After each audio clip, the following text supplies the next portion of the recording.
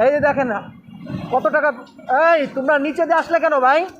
তোমরা নিচে দিয়ে আসতেছো কেন? সরকারে কোটি কোটি টাকা খরচ করে ফ্লাইওভার করছে, হ্যাঁ? একটা দুর্ঘটনা ঘটলে পরে কিন্তু সরকারের দোষ দিবা, তাই না? পরে বলবা যে দেশে উন্নয়ন নাই, তাই না? কিছু ঘটার পরে কিন্তু তখন এই সমস্যাটা হয়ে পড়ে।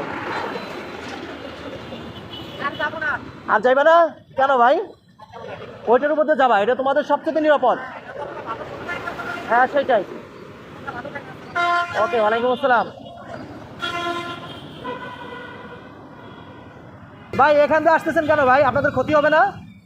একটা দুর্ঘটনা ঘটলে তখন তো দোষ দিবেন কার? কারোর দোষ দিতে পারবেন না তখন। আসসালামু আলাইকুম। এখানে দাঁড়িয়ে আছেন কেন আপনারা ভাই? গাড়ির অপেক্ষায়? এখানে কোনো স্টপেজ?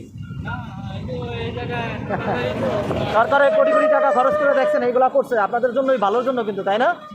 কিন্তু আমরা কিন্তু ভালোটা বুঝি না, খারাপটাই কিন্তু আমরা বুঝতেছি। আপনাকে যখন একটা বাচ্চা এখানে নামাই দেবে, আপনি ওভারটেক করবেন, এমন আছে যে ওই পাশে আপনাকে একটা গাড়ি চাপা দিতে পারে। আর তখন কি বলবো? যে দেশে যারা কাজ করছে এরা ভুল করছে। এইভাবে করবেন না, ঠিক আছে? ওকে, ভালো থাকেন। মুরব্বী আপনি তো এইভাবে আসতে পারেন না, ওরা ছোটো ইয়াং তরুণ, ওদেরকে বুঝাবেন। দেখেন এই যে কত সরকারের কোটি কোটি টাকা খরচ করে উন্নয়ন করছে, এর উপর দিয়েও আমরা মানি না। তো আমরা আসলে ভালো জিনিসটা বুঝি না।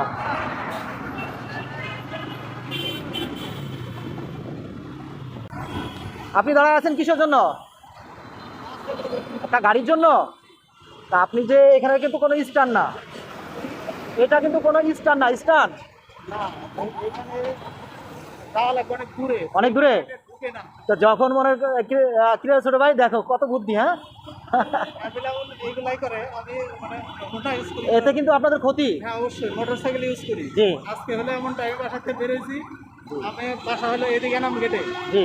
এখন ওইদিকে গেল সেই যাওয়া লাগে। যখন মনে করেন ব্যারিকেডটা দেওয়া, তখন কিন্তু মানে পরিবহনগুলা দ্রুত যেগুলো পরিবহন ওইগুলো কিন্তু উড়াধরা চলে, ওর কোনো নিয়ন্ত্রণ থাকে না। আর দেখা গেলো আপনি এই পাশে আসছেন, একটা গাড়িতে আপনাকে চাপ দিয়ে মেরেও যেতে পারে, বুঝতে পারছেন? এইগুলো করবেন না ভাই, হ্যাঁ? ভালো থাকেন, সুস্থ থাকেন, থ্যাংক ইউ।